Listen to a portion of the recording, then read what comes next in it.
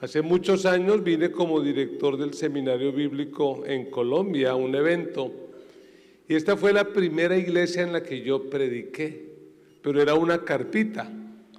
Recuerdo que antes del culto había un culto en quechua que me impactó muchísimo ver cómo los hermanos adoraban en ese idioma. Y desde ahí de alguna manera mi corazón se conectó con esta casa.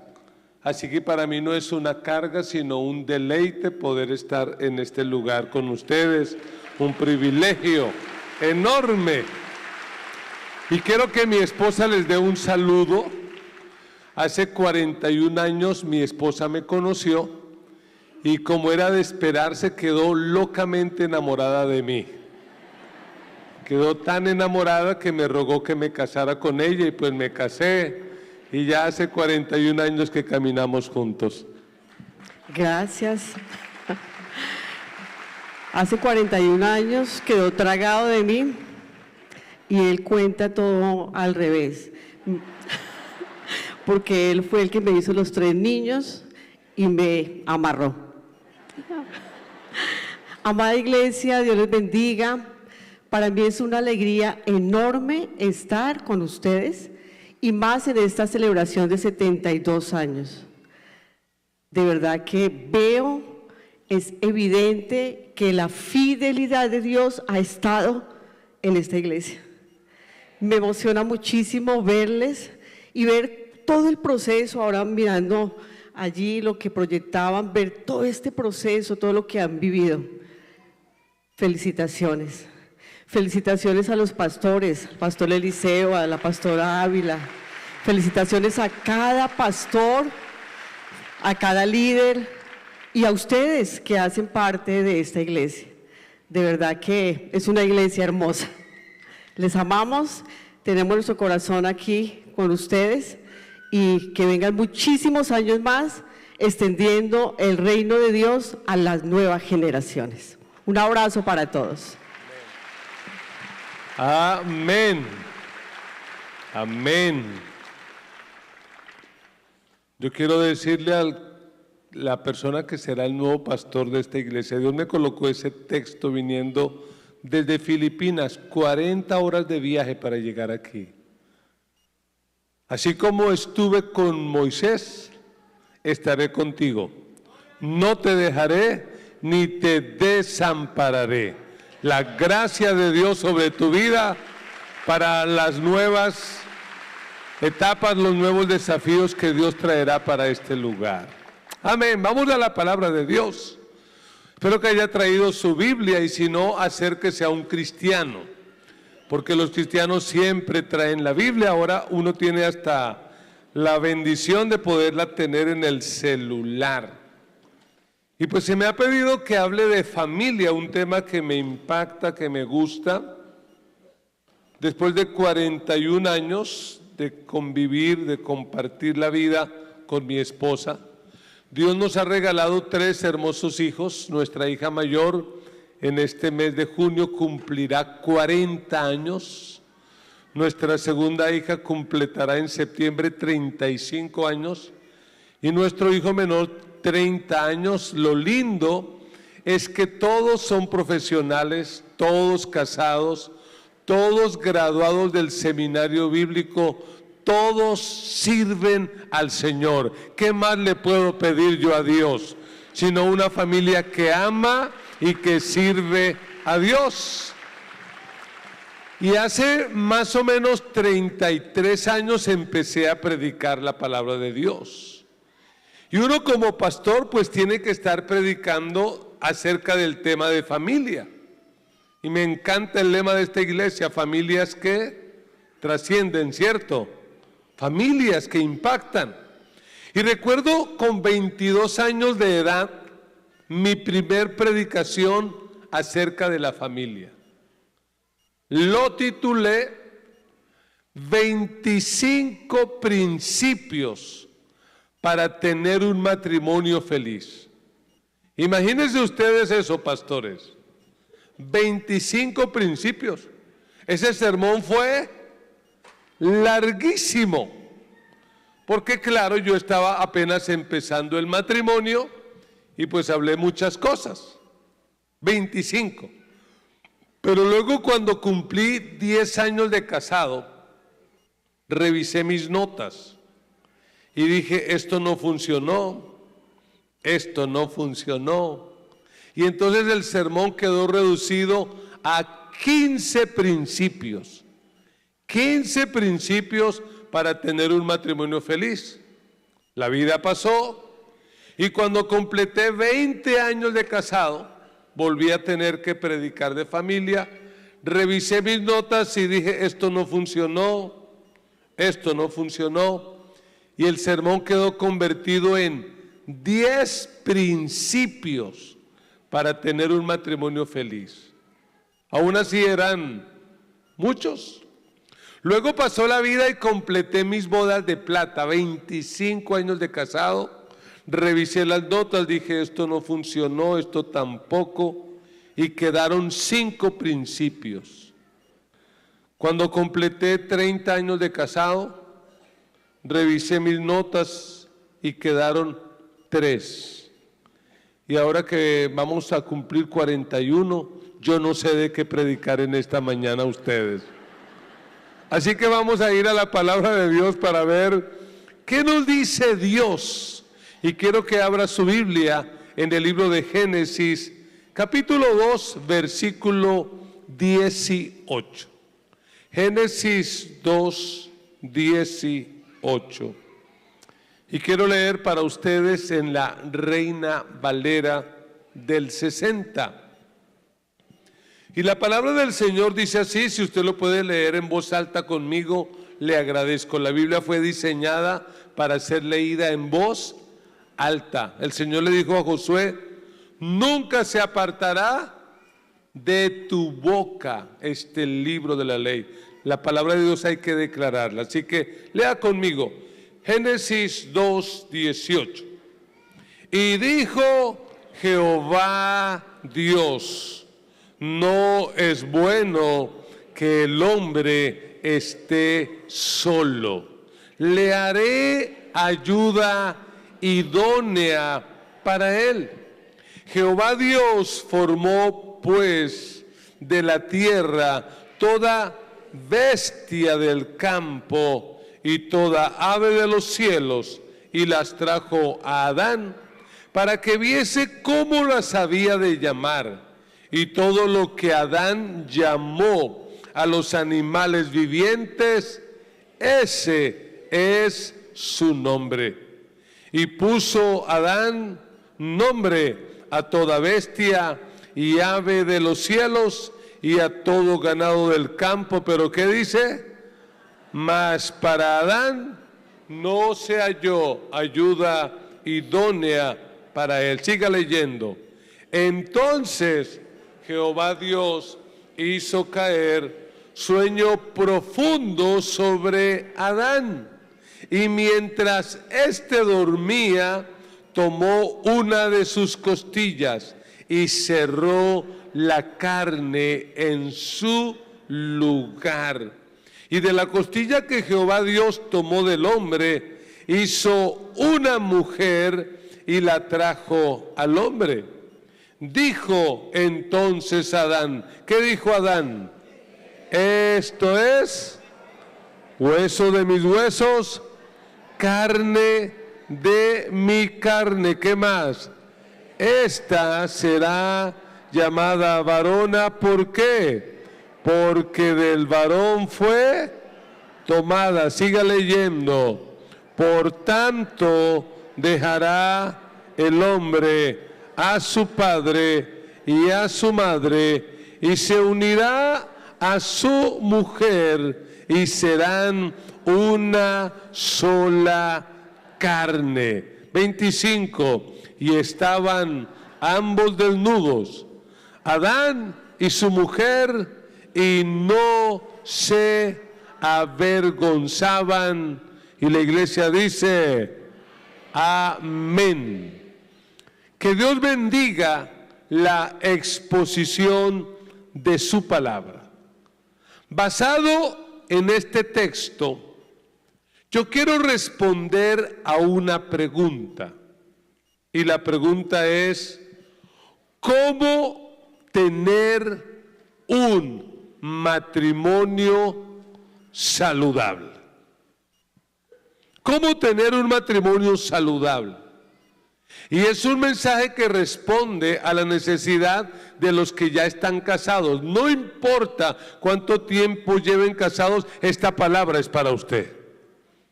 Yo espero un amén a eso. Esta palabra también es para los que llevan poquito tiempo casados. Y por supuesto esta palabra es para los solteros, porque es algo así como medicina preventiva. A ver si me animo a predicar. ¿Cuántos quieren saber cómo tener un matrimonio saludable? ¿Le interesa o no le interesa? Así que diga conmigo, yo quiero tener un matrimonio saludable. No, así no, más animado, diga, yo puedo tener un matrimonio saludable. Y con toda la fe del corazón diga, yo voy a tener un matrimonio saludable. Y denle un aplauso al Señor que le va a ayudar a tener un matrimonio saludable. Anime a la persona que está a su lado y dígale eso. Podemos tener un matrimonio saludable. Y lo que yo me propongo en esta mañana es compartir con usted tres principios que le van a ayudar a tener no un matrimonio perfecto, porque matrimonios perfectos no ha habido, no hay y no habrá. No podemos tener matrimonios perfectos, pero sí podemos tener matrimonios saludables. Alguien diga amén a eso. Sí se puede. Y yo quiero darle las palabras claves, porque a veces a la iglesia vienen las personas tan cansadas que cuando escuchan al predicador se quedan dormidas. Entonces, antes de que se duerma, apréndase estas tres palabras claves. A ver. La primera, conocer. La segunda, comprender. Y la tercera, cumplir. ¿Cuál es la primera? ¿Y la segunda? ¿Y la tercera? ¿La primera cuál es? ¿Y la segunda? ¿Y la tercera? Enséñele al que está a su lado para que no se le olvide. La mejor manera de aprender es enseñar, así que al que está a su lado dígale, mire, estas son las tres palabras claves. Conocer, comprender y cumplir. ¿Están listos? Vamos pues con estas tres claves. Para poder tener un matrimonio saludable, en primer lugar, se requiere conocer al autor del matrimonio. Este texto que hemos leído nos deja ver con claridad que el matrimonio no es un producto, como dicen hoy en día, del constructo social o de la evolución sociológica o antropológica. El matrimonio no lo inventó un ser humano, el matrimonio es invento de Dios. Y si Dios lo inventó, el matrimonio es una bendición. De hecho, cuando uno lee el Génesis, en estos dos relatos de la creación, porque en Génesis 1 y 2 hay dos relatos de la creación. En este segundo relato, que es un poco más amplio y enfocado en la pareja, la Biblia nos muestra cómo en la medida que Dios va creando todo, creó Dios la luz y vio Dios que era bueno. Creó las plantas y vio Dios que era bueno. Va creando todo y de manera como especial hay una afirmación, era bueno.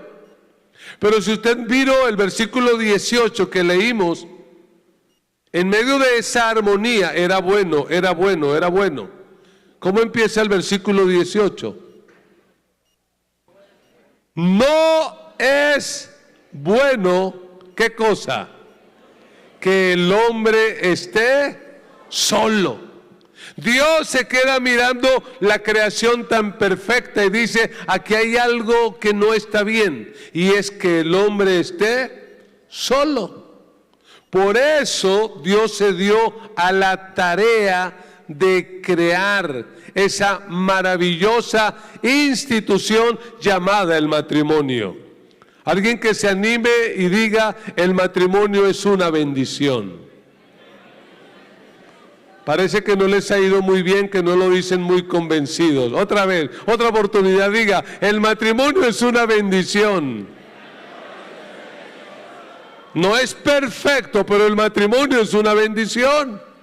Dios creó el matrimonio como una respuesta a la necesidad del ser humano. Y tenemos que decirlo con claridad. En medio de una cultura, de una generación que se ha apartado de Dios, tenemos que decir que el matrimonio bíblico tiene 3 características. El matrimonio bíblico es monógamo, heterosexual y permanente. Monógamo, heterosexual y permanente. Porque por ahí se han levantado movimientos que quieren pervertir lo que Dios creó, que quieren ir en contra del diseño original. No importa quién lo diga, no importa si algún día en este país eso es legal, pero usted y yo como iglesia del Señor nos tenemos que levantar, cueste lo que cueste, para decir que el matrimonio es invento de Dios y como tal es sagrado, es santo y tiene que ser monógamo, heterosexual y permanente. Alabado sea Dios. El matrimonio lo inventó Dios. Y si usted quiere tener un matrimonio saludable, sí o sí, tiene que conocer al autor del matrimonio. Cuentan que a principios del siglo XX, un hombre con mucho dinero en la ciudad de Nueva York compró un carro. Recién los fabricaban. Y este hombre con mucho dinero compra su carro y empieza a viajar por las calles de Nueva York. Pero un día menos pensado, ese carro dejó de funcionar. De manera que el hombre quedó varado en la vía. Su carro no funcionaba. Algo que le había costado tanto dejó de funcionar. Por ese lugar pasó un médico y se ofreció a ayudarle y trató de revisar el motor, pero no pudo. Pasó un abogado, tampoco pudo. Pasó un ingeniero, no pudo. Pasaron diferentes personas y no pudieron hacer que ese carro funcionara. Este hombre se sintió frustrado porque era lo que le había costado tanto dinero. Pero de repente apareció un hombre en un carro similar que se estacionó y le ofreció ayudar. Le dijo, si usted quiere, permítame, yo trato de ayudarle. El hombre ya estaba desanimado y dijo, la verdad no creo que funcione. Ya un médico, un abogado, un ingeniero trataron de ayudarme, pero no pudieron. Pero como el hombre insistió, dijo, está bien, haga su intento. Para hacer corta la historia, en menos de 10 minutos ese carro estaba funcionando otra vez. El hombre estaba muy emocionado y además de agradecerle, le dijo, Señor, ¿usted qué hizo para que mi carro volviera a funcionar? Y el hombre le dijo, no, lo importante no es lo que yo hice, Lo importante es quién soy yo. Y él dijo, yo soy Henry Ford. Yo fui el que fabriqué estos carros, por lo tanto yo puedo hacer que vuelvan a funcionar. Lo que yo te quiero decir en esta mañana, escúchame, es que tu matrimonio tarde o temprano va a presentar fallas. Tarde o temprano no va a funcionar bien.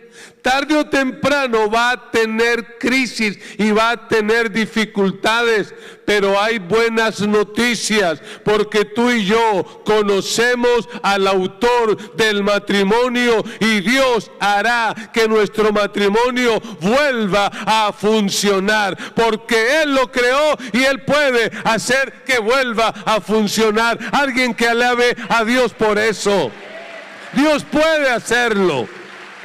Dios puede hacerlo. Aún los matrimonios de aquellos que conocemos a Cristo tenemos problemas.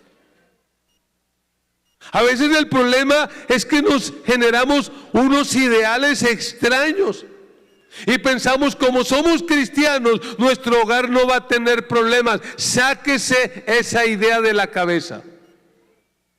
Hace años escuché al doctor Luis Palau en un congreso de hombres. Y escuche lo que dijo el doctor Luis Palau. Él dijo, matrimonio que no tiene problemas es porque uno de los dos es retrasado mental. Por eso es que tenemos problemas. Porque ambos pensamos, porque ambos opinamos, porque tenemos una cosmovisión diferente.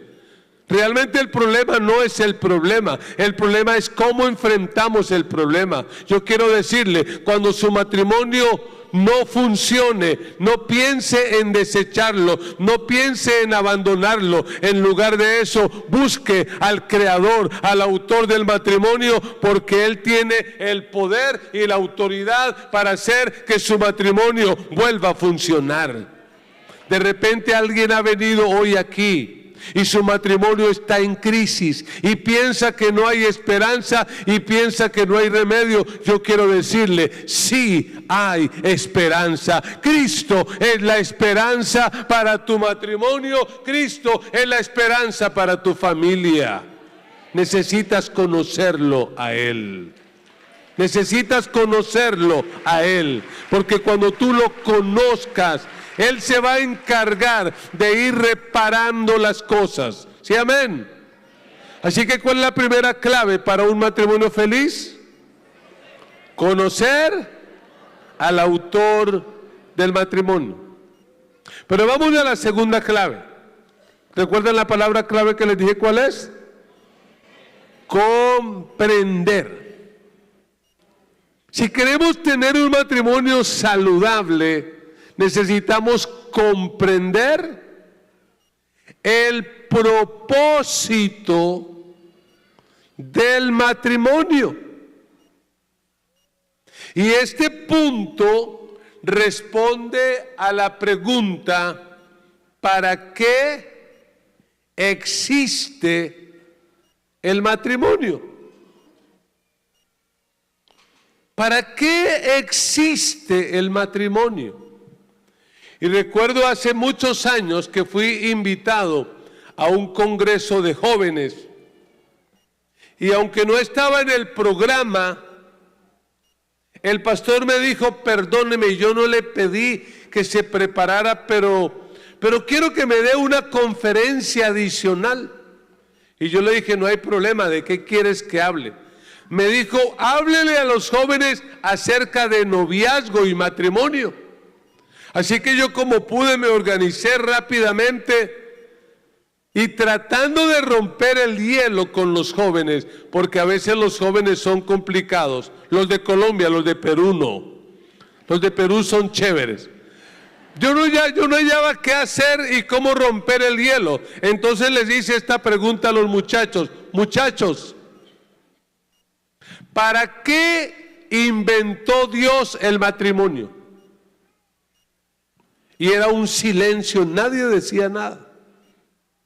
Y yo volví a preguntar, muchachos, ¿para qué inventó Dios el matrimonio? Y apareció un muchacho de esos que son, uno se lo imagina, ese es el líder, pero de los malos del grupo. Y levantó la mano y me dijo, pastor, yo sé para qué inventó Dios el matrimonio. Le dije, bueno, dime para qué. Y a voz en cuello dijo, Dios inventó el matrimonio para amargarnos la vida. Oiga, casi se me daña la conferencia. Pero luego me puse a reflexionar, ¿y acaso no es lo que mucha gente tiene en la cabeza acerca del matrimonio? Allá en Colombia, no sé si es en broma o es en serio, pero cuando alguien se va a casar y está pasando las tarjetas de invitación, en lugar de decirle felicitaciones, ¿sabe qué le dicen? Mi sentido pésame. Otro que se aburrió de vivir bien. ¿Qué pasó? Se le aflojó un tornillo. Porque el concepto es como que una persona que se casa está loca. Pero nada más lejos de la realidad. En este texto que hemos leído, la Biblia, la palabra de Dios, nos presenta 3 propósitos del matrimonio. ¿Para qué existe el matrimonio? Y tengo que decir, en primer lugar, el matrimonio existe para compañerismo. Es lo primero. Porque ¿cuál era el problema que estaba enfrentando Adán en el huerto del Edén? No era un problema de calentamiento global. No era un problema político de que estaban allí con el presidente a ver si cambiaban o qué hacían. No era un problema del precio del dólar o del precio del petróleo. El problema del hombre, ¿cuál era? La soledad. Entonces mire lo que dice el texto. El Señor, al ver al hombre solo, en el versículo 18 dice, no es bueno que el hombre esté solo, que dice, le haré una sirvienta para él. Hay hombres que hubieran dicho amén a eso. ¿Eso es lo que dice la Biblia, que le haré una sirvienta? No, lea bien. ¿Qué es lo que dice? Le haré una dueña para él. Porque algunas que se creen las dueñas. No, claramente el texto bíblico dice, le haré una ayuda idónea. Y déjeme aclarar algo aquí. Porque en el hebreo, contrario a lo que muchos piensan, que la mujer es inferior, prepárese mujer para dar un fuerte amén a esto.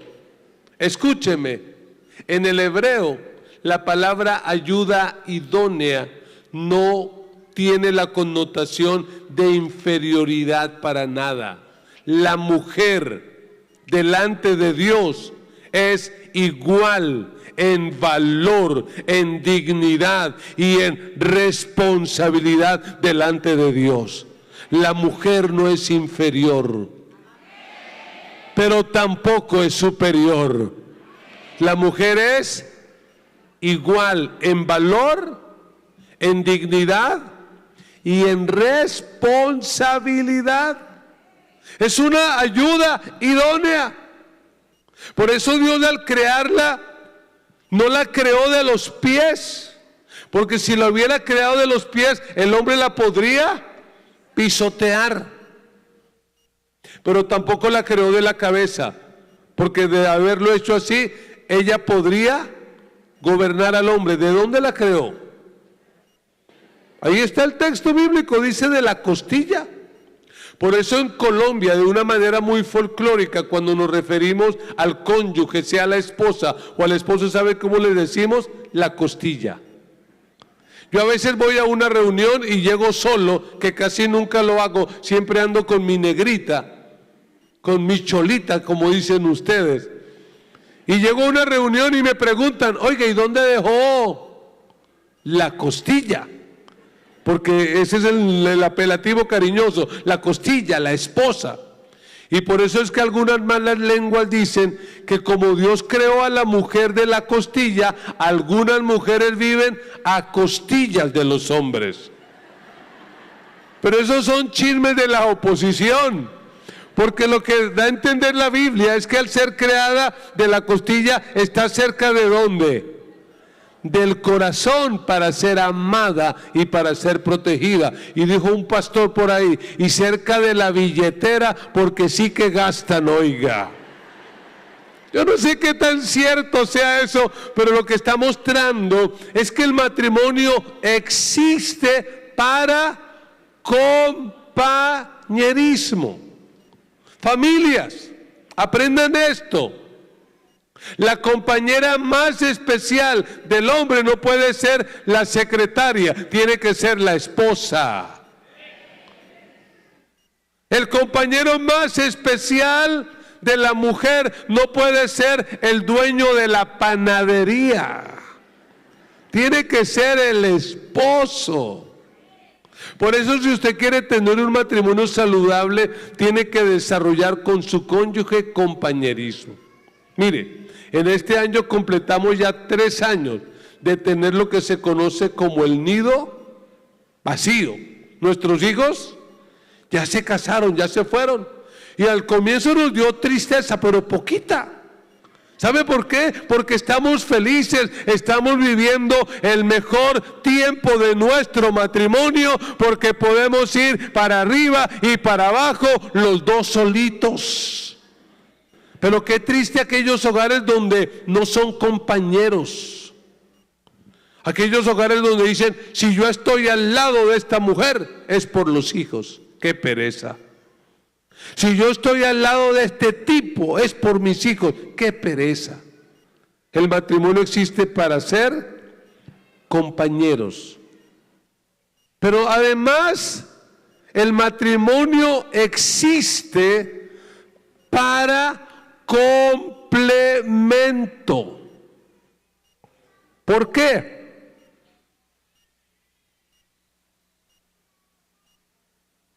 Porque curiosamente, aunque la mujer y el hombre somos iguales en valor, en dignidad y en responsabilidad, en lo demás somos totalmente diferentes. Por eso el matrimonio es la unión de dos diferentes, es heterosexual. Porque somos diferentes. Mire, le menciono rápidamente unas diferencias. La mujer por naturaleza es emocional. Cuando una mujer tiene una crisis o una dificultad, ¿cómo lo expresa? A ver, ¿cómo lo hace? ¿Qué hace generalmente una mujer en crisis? Llora. Se encuentra con una amiga y que le dice, ay amiga, qué dolor, tengo tantos problemas, vamos al baño y te cuento mis problemas, qué dolor. Por todo lloran. Los hombres no somos así. Los hombres, aunque tenemos emociones, no somos tan emocionales, somos más racionales. Por eso un hombre a otro no le va a decir, oye amigo, camina, vamos al baño y te cuento algo. ¡Ey, quieto ahí! Vaya usted solo, yo que voy a ir con usted al baño.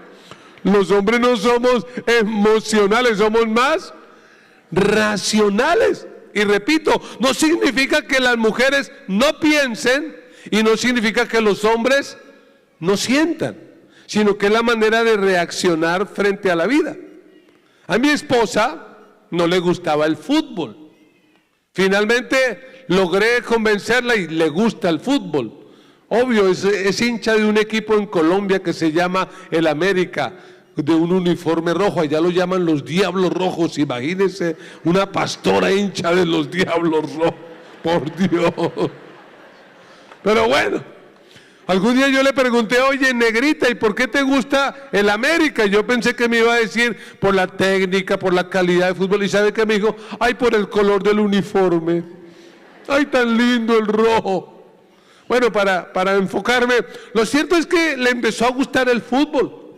Y un día en un partido de la Copa América jugaba Colombia contra Uruguay. Estamos hablando 10 años atrás. Y nuestro goleador de la época, Radamel Falcao, un cristiano de pura cepa. Radamel Falcao va a cobrar el penalti. Y yo estoy ahí con mi esposa emocionado, con la camiseta de la selección. Y va este Falcao, le pega. Y por allá en las nubes de ese balón.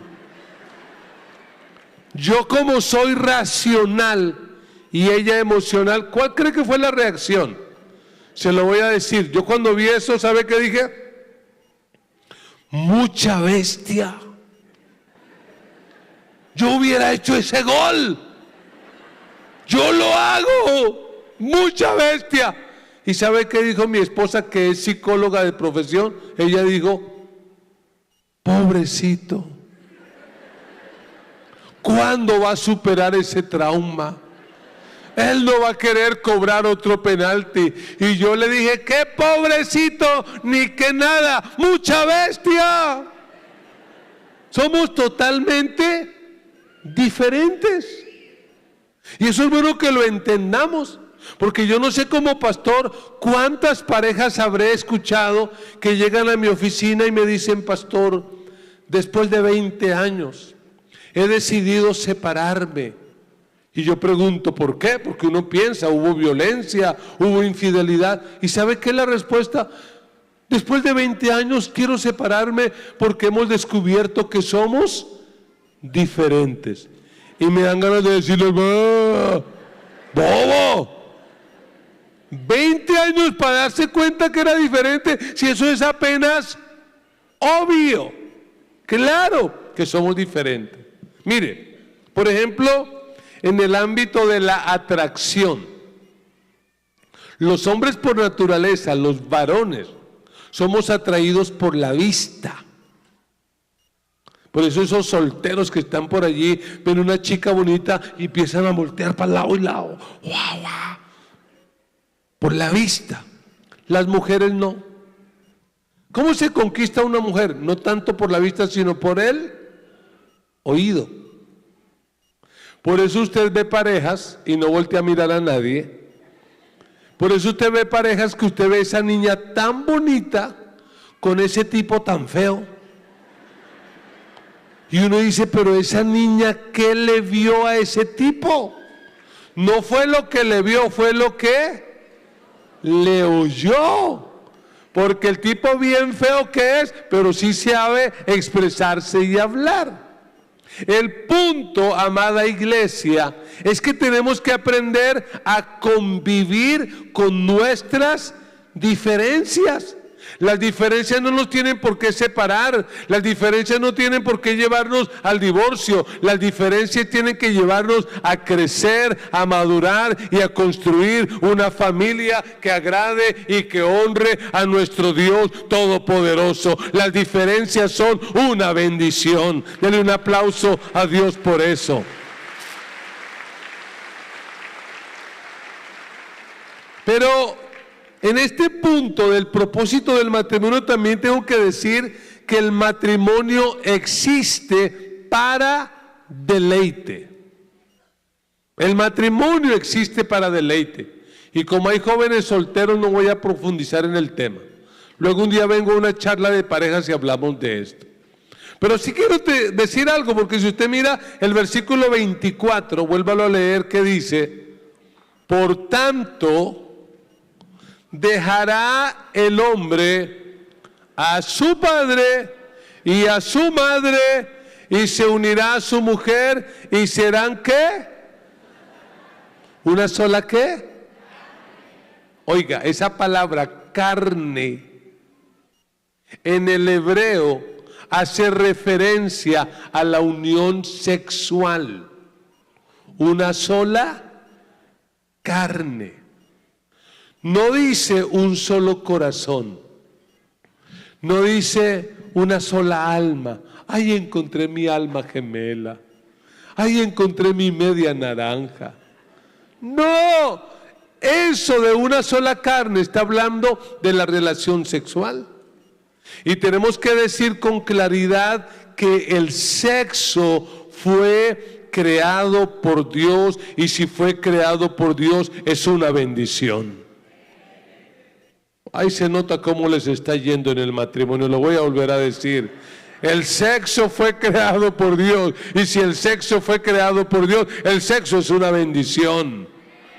Por eso cuando uno lee el Génesis 1 y 2, Dios va creando todo y dice, y vio Dios que era bueno. Cuando ve a Adán solo, ¿qué dice? No es bueno. Pero cuando crea a Eva, y Eva y Adán se aman en el jardín del Edén, cuando esos dos tortolitos expresan su amor, ya Dios no dice que es bueno o que no es bueno. ¿Qué dice Dios? Y vio Dios que era bueno en gran manera. Es como Dios diciendo, uy, ahí sí que la saqué del estadio. Me fajé. Oigan, me quedó pero perfecto esto. El sexo lo creó Dios y es bueno. Solo que Dios le colocó un marco de protección.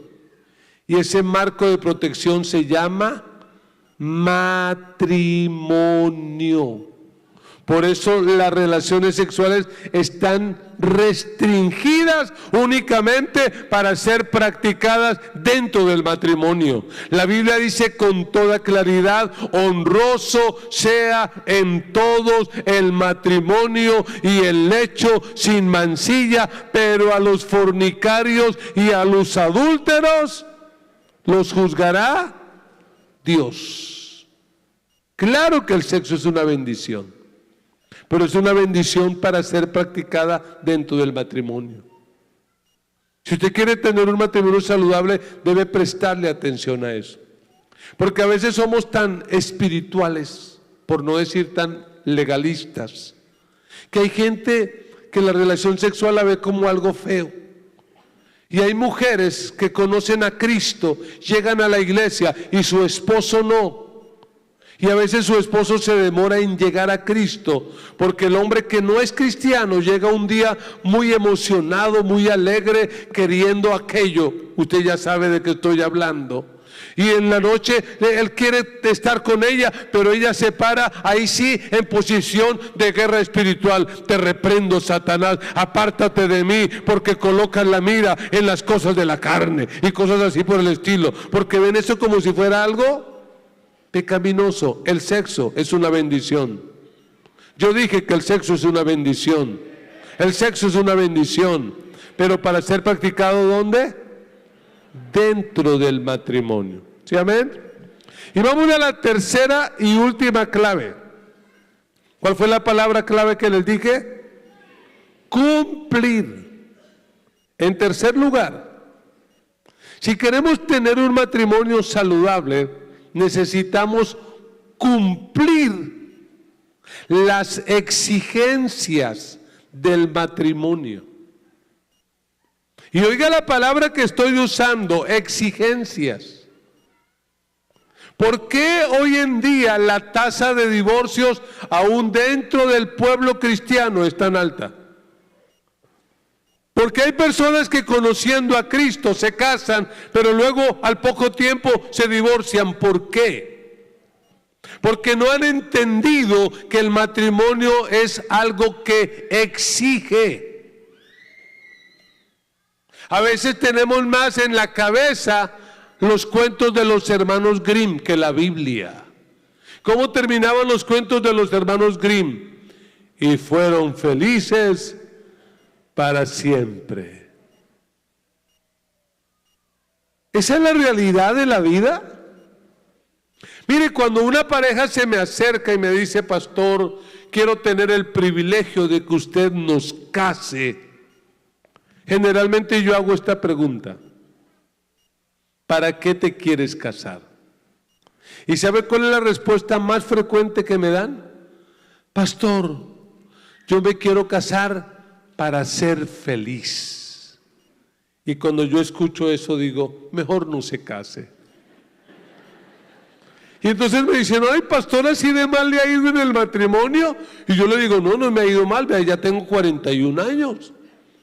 El punto es que uno no se casa para ser feliz. ¿Por qué? Escúcheme. Porque usted no puede colocarle esa carga a su cónyuge, hermana. Usted no puede colocarle esa carga a su marido de que su marido tenga que hacerla feliz, hermano. Usted no puede colocarle esa carga a su mujer de que su mujer tiene que hacerla feliz. ¡No! Desde que yo conocí a Cristo, y de hecho se cantaba en ese tiempo una canción, ¿sabe lo que decía esa canción? Solo Dios hace al hombre feliz.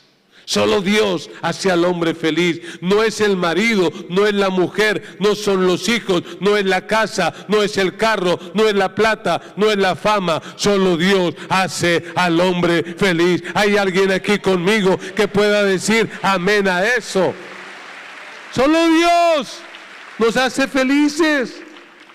¿Para qué uno se casa? ¿Sabe para qué uno se casa? Para madurar, para formar el carácter. Porque la Biblia dice que hierro con hierro se afilan. Yo bendigo a mi esposa porque ella me ha hecho madurar. Y probablemente yo también a ella. Para eso uno se casa. Entonces, tenemos que entender que el matrimonio no es un lugar a donde yo entro, ay, hágame feliz. No, yo entro al matrimonio para madurar. ¿Y qué exige? Vamos al versículo 24. Le voy a mencionar 3 exigencias. ¿Cómo dice el versículo 24? Lea bien. Dice, por tonto dejará el hombre. ¿Qué pasó? ¿Yo qué dije? Pero es que hay algunos que de verdad sí les cabe. No dice por tonto, aunque algunos sí se casaron por tontos, no. Pero ¿cómo es que dice? Por tanto, y mire la expresión, por tanto, ¿qué? Dejará el hombre a su padre y a su madre.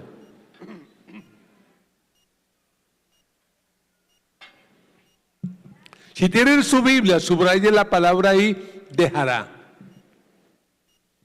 Porque el matrimonio exige dejar.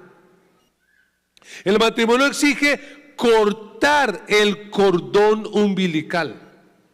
Porque hay matrimonios aún de cristianos que fracasan. Porque se casan, pero no dejan. No cortan el cordón umbilical. De hecho, la culpa es de muchos padres que cuando su hijito se va a casar, que dice, ay, yo no quiero que mi chinito sufra. Ay, pobrecito mi chinito, yo no quiero que le toque duro. Le voy a hacer un apartamentico ahí en el 2º nivel para que viva y no pague la renta. Qué cuento ni qué nada. El que se casa, que busque casa y el costal para la plaza. Hay que cortar el cordón umbilical. Mire, a veces el problema de muchos hogares cristianos es que se casan, pero la suegra vive todavía de lambona metida ahí donde no la llaman. La suegra ahí, ay no, a mi niño no le gusta que le preparen el cuy así. A mi niño no le gusta el lomo salteado como usted lo prepara. Vieja lambona, deje de estarse metiendo donde no la llamaron. Mire, un consejo para las suegras y los suegros. Después de que su hijo se case, un suegro, una suegra, tiene que hacer 2 cosas. Número 1, ore. Ore para que Dios bendiga ese nuevo matrimonio. Y número 2, limítese a respirar.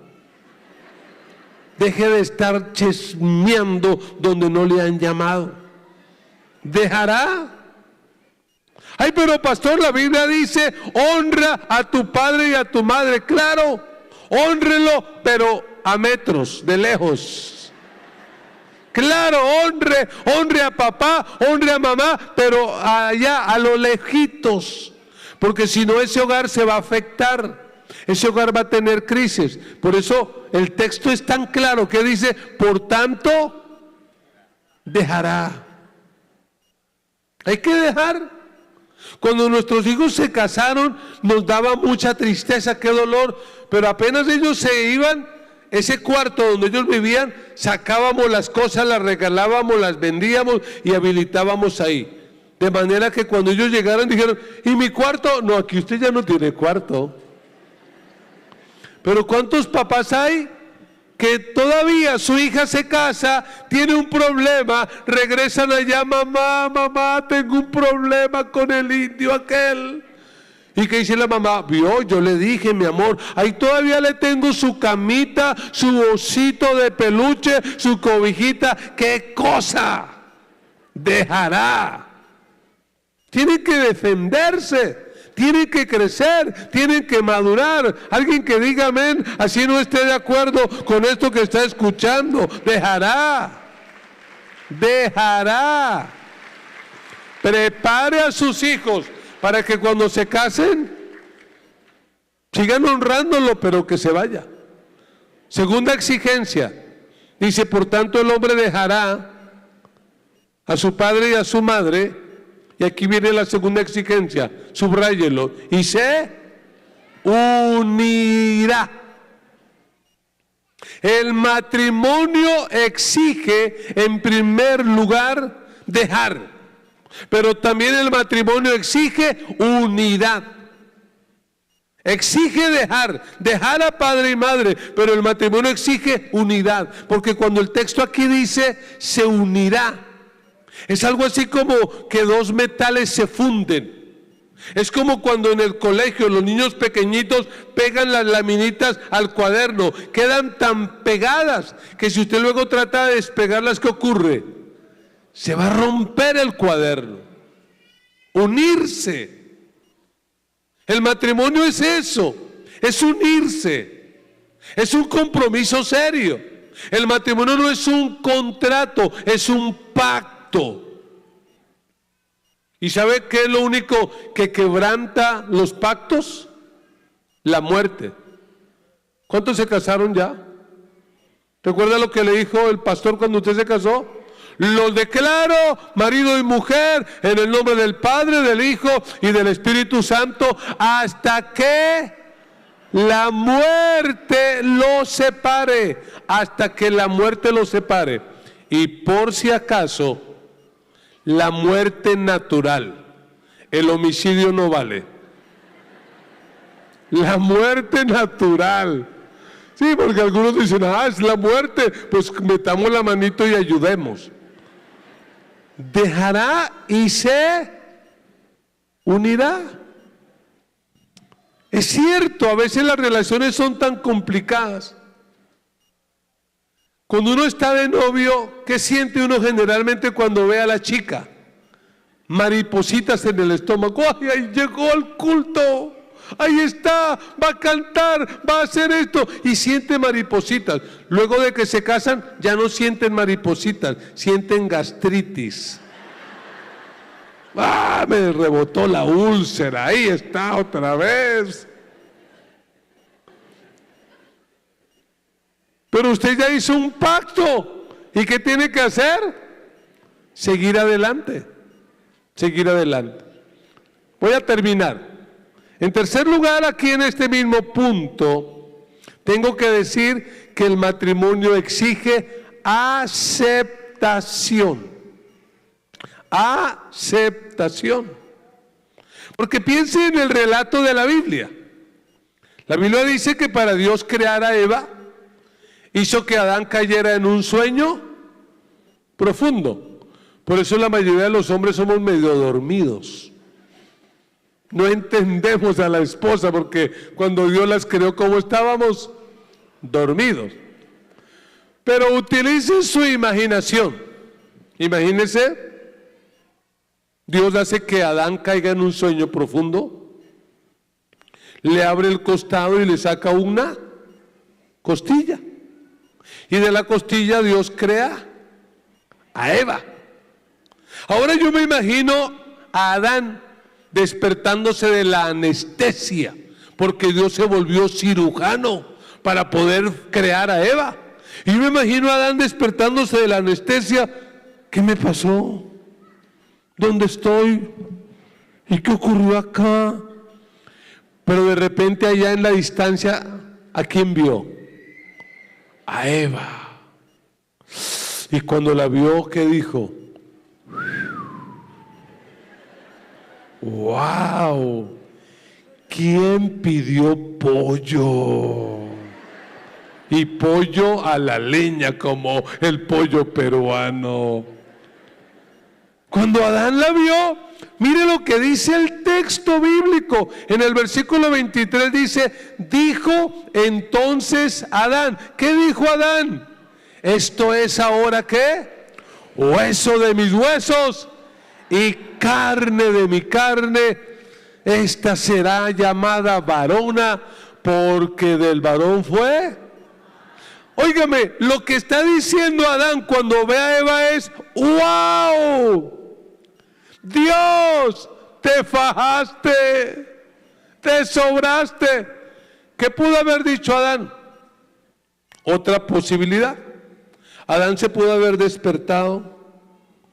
¿Qué me pasó? ¿Qué me hicieron? Y ver allá a Eva y haber dicho, Señor, haga algo más bonito. Sáqueme otra costilla, vuelva a intentarlo. No. Cuando Adán vio a Eva, dijo, esta sí es. ¿Sabe cómo se llama eso? Aceptación. Escúchenme. Hay cosas de su cónyuge que no van a cambiar nunca. Qué mala noticia, ¿cierto? Hay cosas de su marido, hermana, que no van a cambiar nunca. ¿Cuál es la opción que le queda? Por eso cuando usted se casa, el pastor, y sé que el pastor Eliseo, un hombre general de Dios, siempre les pregunta, ¿acepta usted a esta dama cuya mano sostiene y acepta? Y usted está tan enamorado que usted, ¿qué dice? Hasta llora, ¿qué dice? Ay, sí, acepto, sí, acepto. Pero pasa la vida, vienen los problemas y ¿qué dicen? Ay, no, yo no acepto eso. Ay, yo no acepto aquello. No, usted ya dijo, acepto. Pero déjeme terminar con algo. La Biblia dice en el Evangelio de Juan que a Jesús lo invitaron a unas bodas. Y en esas bodas ocurrió algo, y es que se acabó el vino. ¿Y qué representa el vino en la Biblia? El vino en la Biblia representa el gozo, la alegría. El vino no representa la borrachera como algunos piensan, el vino representa el gozo. Lo que yo quiero decirle es que a todo matrimonio tarde o temprano se le va a acabar el vino. Pero ¿qué ocurrió esa vez? Aunque se acabó el vino, no se acabó el matrimonio.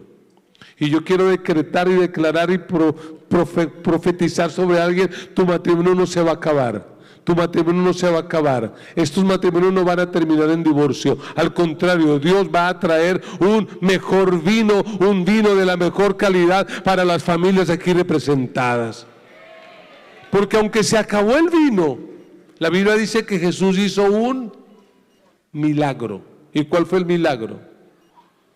Que produjo del agua insípida, produjo un vino de la mejor calidad. ¿Qué necesitamos para tener un matrimonio saludable? Hacer lo que hicieron en ese matrimonio. Necesitas invitar a Jesús a tu casa. Un hermano que me ayude con el piano. ¿Qué necesitas? Invitar a Jesús a tu casa. ¿Qué significa que Jesús esté en la casa? ¿Que no habrá problemas? Sí, habrá problemas. ¿Se acabará el vino? Sí, lo más seguro es que sí. pero el matrimonio no se va a acabar, porque si Jesús está ahí, Jesús tiene el poder para sacar de tu matrimonio el mejor vino. Yo quiero decirle a alguien aquí, a pesar de que han pasado los años y tal vez no estás viviendo el mejor tiempo, yo quiero decirte de parte del Señor, viene el tiempo de un vino nuevo y de mejor calidad para tu matrimonio y para tu familia. Viene el tiempo de lo nuevo. Viene un tiempo especial, algo especial Dios va a hacer. Pero ¿qué tienes que hacer? Tienes que invitar a Jesús. Nosotros invitamos a Jesús. Ya llevamos 41 años juntos. Hemos tenido muchos problemas, muchas dificultades. Pero aquí estamos. No porque seamos muy inteligentes, sino porque decidimos invitar a Jesús. Y eso es más que religión. Eso es algo de todos los días.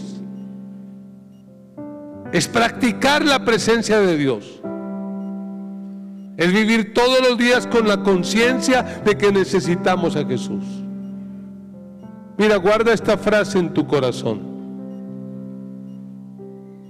Para un matrimonio saludable, construir por completo a Dios, nos debemos rendir. Si tú quieres tener un matrimonio saludable, tienes que rendirte a Dios. Tienes que abrir tu corazón a Cristo. Tienes que permitir que Jesús ocupe el lugar más importante en tu casa. En tu casa, si quieres ver un matrimonio verdaderamente saludable, no se hace lo que el marido dice. No se hace lo que la mujer dice. ¿Qué tiene que hacerse? Lo que Dios dice. ¿Qué tal si tú por fe dices, en mi casa se hace lo que Dios dice? No es lo que el marido diga, no es lo que la mujer diga, es lo que Dios diga. Porque el milagro del vino en Caná de Galilea ocurrió porque María, ¿qué le dijo a los demás? Hagan todo lo que Él les diga. ¿Quieren tener un matrimonio bendecido? Hagan todo lo que Jesús dice. Cierren sus ojitos. Piense por un momento en esta palabra que acaba de escuchar. Piense en qué decisión tendrá que tomar como resultado de oír esta palabra. ¿Qué cambios tendrás que hacer? ¿Qué ajustes? De pronto tienes que pedir perdón a tu cónyuge, a tus hijos, a tus padres, como resultado de oír esta palabra. No sé qué tienes que hacer. De pronto tienes que pedirle otra vez a Jesús que venga a tu casa. Porque tal vez aunque eres cristiano, pero has dejado a Jesús por fuera de tu casa. Y están haciendo lo que a ustedes les parece y no lo que Jesús manda. Piensen en esto. Y mientras están pensando ahí, yo quiero hablar con los amigos, con aquellos amigos que están aquí por primera vez. Porque alguien les invitó, porque sintieron el deseo de estar aquí. Y al escuchar esta palabra dicen, predicador, yo quiero conocer a Jesús. Hoy yo quiero abrir la puerta de mi casa para que Jesús venga, para que Jesús entre y cambie mi vida y cambie mi familia. Quiero ver la mano levantada de los amigos que hoy deciden abrir la puerta de su corazón y de su familia para Jesús. Levanten su mano bien alto, quiero verles, quiero reconocerles. Todos los amigos, Dios les bendiga, Dios les bendiga. Tenga su manito levantada allí donde está, Dios le bendiga, Dios le bendiga, Dios le bendiga. Usted que levanta su mano y de repente usted que nos está escuchando a través de las redes sociales, diga conmigo esta oración. Una oración donde le vas a abrir la puerta de tu corazón y de tu casa a Jesús. para que no te sientas miedoso, la iglesia te va a acompañar en esta oración. Todos vamos a orar. Digamos todos: Señor Jesús, en esta hora reconozco que soy pecador, he hecho lo malo, me arrepiento y te pido perdón. Jesús, gracias por morir en la cruz por mis pecados. Hoy te entrego mi vida. Abro la puerta de mi corazón y de mi familia y te invito a entrar. Ven, cámbiame, transfórmame, cambia mi familia, cambia mi vida. Te lo ruego en el nombre de Jesús. Amén y amén.